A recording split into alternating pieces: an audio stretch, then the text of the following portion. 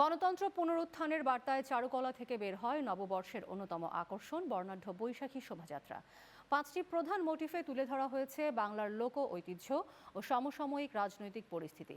এছাড়াও দিনভর নানান আয়োজনে নতুন বছরকে বরণ করে নিল বাঙালি। মোহাম্মদ মুস্তাকিমের ক্যামেরায় নামিরা আহমেদের রিপোর্ট।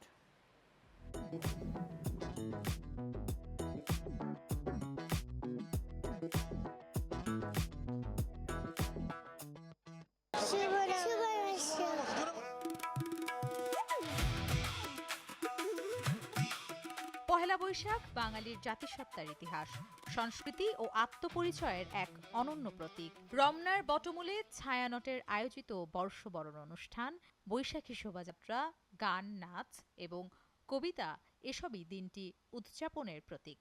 ধর্ম, বর্ণ, জাতিগোষ্ঠী, পাহাড় ও সমতল, বিশ্বাসী অবিশ্বাসী, নারী পুরুষ, শিশু বৃদ্ধ সকলে মিলে বর্ণাঢ্য আয়োজনে বরণ করে নেয় এই দিনটিকে।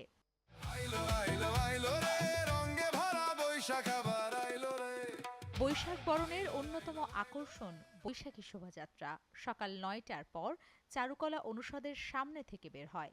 এতে ঢাকা বিশ্ববিদ্যালয়ের শিক্ষক শিক্ষার্থী সহ সর্বস্তরের মানুষের উপস্থিতি ছিল চোখে পড়ার মতো।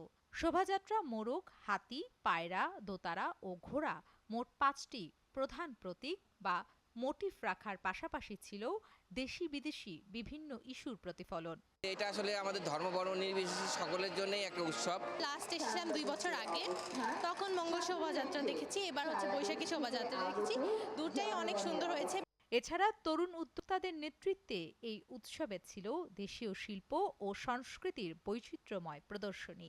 এই আমার ফার্স্ট এই উদ্যোগটা নিয়েছি আমি, আমার বান্ধবী দোস্ত, খুব আনন্দ লাগতেছে। আমাদের বাঙালির যে সংস্কৃতি সেটা আমাদের প্রাণের সাথে মিশে আছে।